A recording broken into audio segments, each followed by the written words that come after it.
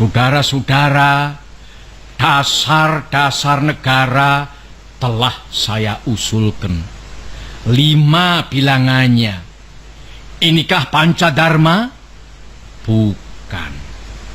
Nama Pancadharma tidak tepat di sini. Dharma berarti kewajiban. Sedang kita membicarakan dasar.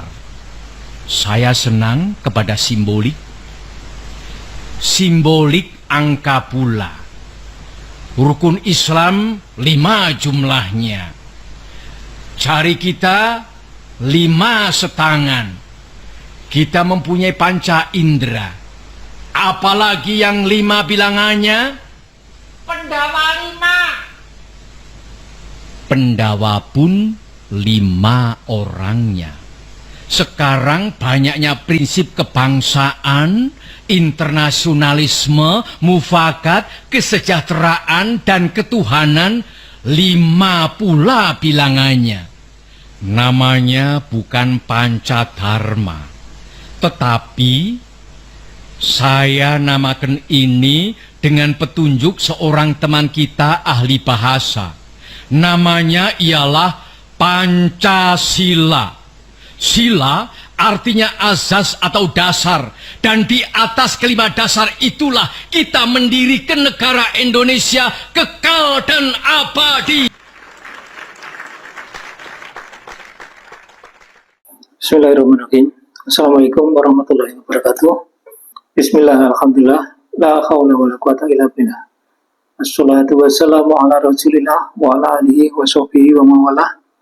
Amma ba'du. Kembali lagi bertemu dengan kami dalam pembahasan dan pendalaman terhadap Pancasila. Telah kita bahas di sesi-sesi sebelumnya, kita mencoba menganalisa atau menguji Pancasila dengan konsep pohon, yaitu adalah pohon yang baik sesuai dengan surat Ibrahim 24 dan 25, di mana pohon yang baik atau syajaratun thayyibah tersebut mempunyai 3 unsur, yaitu akar, batang, dan buah. Mungkin ini baru pertama kali dibahas sepengetahuan kami ya, bahwa konsep pohon di surat Ibrahim 24-25 akan kita aplikasikan atau kita uji kepada Pancasila. Kenapa? Karena Pancasila juga menurut kami termasuk kalimat yang baik. Berdasarkan pidato 1 Juni 1945 yang telah dibacakan di awal tadi, kita mempunyai dasar pemikiran bahwa prinsip yang 5, yaitu Pancasila, itu bisa dikaitkan dengan prinsip-prinsip 5 lainnya yang disebutkan oleh Bung Karno, yaitu rukun Islam yang 5, jari-jari yang 5, Pandowo 5. Maka dalam pembahasan ini kita akan mengumpulkan 3 unsur yang 5, yaitu sila-sila Pancasila, rukun Islam yang 5, dan Pandowo 5. Kita akan menguji konsep pohon yang ternyata dalam penelusuran kami, misalkan di sila pertama itu berkumpul 3 buah konsep pohon yang disebut di dalam Al-Quran. Kita mulai dengan surat Atin, Wattini Wazzaitun Wattursini Wal Balidil Amin. Telah kita bahas di sesi sebelumnya bahwa Atin, pohon tin tadi adalah tempatnya Ibrahim. Maka kita akan menuju ke surat Ibrahim yang membahas tentang prinsip pohon, yaitu surat Ibrahim ayat 24 dan 25. Kita bacakan yang 24. Alam taro kaifa asdaraballahu masalan kalimatan thayyibatan kasajaratin thayyibatin asliha sabitu wa far'uha fis sama. Jadi kalimat thayyibah itu seperti pohon yang baik. Kalimat thayyibah dalam tafsir Wajiz kita lihat di laman NU online tentang Ibrahim ayat 24. Bisa dibuka. Pada ayat ini Allah beralih memberikan perumpamaan bagi amal baik orang mukmin. Tidakkah kamu memperhatikan dan merenungkan bagaimana Allah telah membuat perumpamaan kalimat yang baik atau kalimat tauhid seperti pohon yang baik? Nah, di sini kita menemukan kata kunci kalimat thayyibah dan pohon yang baik. Kalau kita buka di tafsir web, yaitu di tafsir surat Ibrahim ayat 24-25, kalimat thayyibah banyak diartikan sebagai kalimat tauhid. Ini tafsir Al-Muyassar, Kementerian Agama Saudi Arabia, yaitu la ilaha illallah. Tafsirnya Ibnu Katsir, kalimat thayyibah itu juga kalimat tauhid, yaitu la ilaha illallah. Tafsir ringkas Kementerian Agama RI surat Ibrahim ayat 24, Allah telah membuat perumpamaan kalimat yang baik, kalimat tauhid seperti pohon yang baik, yaitu kurma. Apa hubungannya dengan sila pertama? Tentu saja kita kembali ke rukun Islam. Yang pertama adalah syahadat yang mempunyai kalimat tauhid. Kalimat tauhid ini juga mempunyai pasangan, yaitu Muhammad Rasulullah. La ilaha illallah Muhammad Rasulullah. Dalam konsep yang lain, yaitu konsep Pandolimo, Yudhistira mempunyai pusaka Jamus Kalimosodo. Salah satu tafsirnya Jamus Kalimosodo tadi adalah kalimat syahadat la ilaha illallah Muhammad Rasulullah.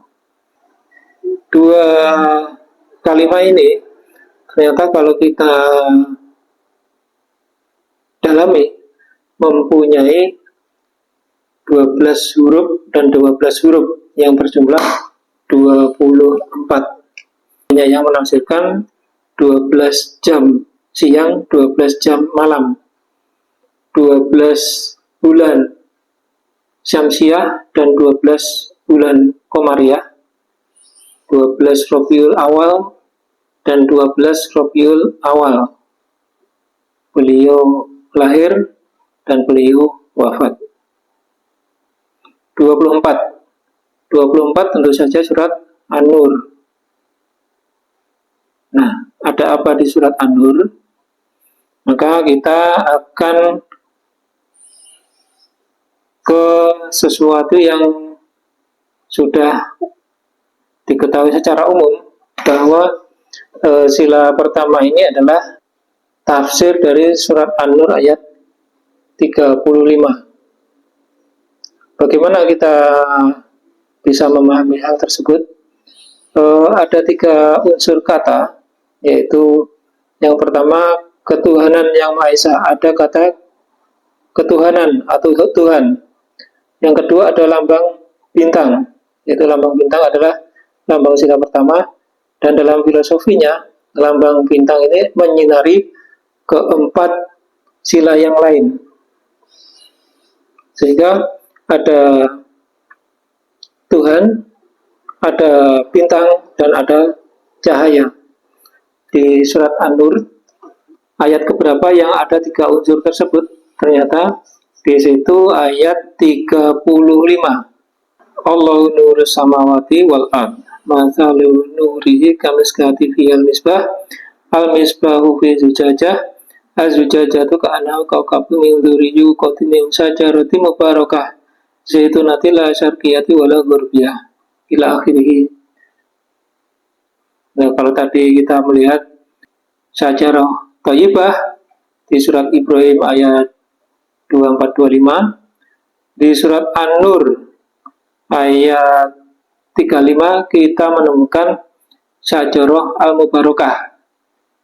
Sudah ada 2 pohon. Apalagi satu lagi pohon yang bisa kita kumpulkan di sila pertama ini.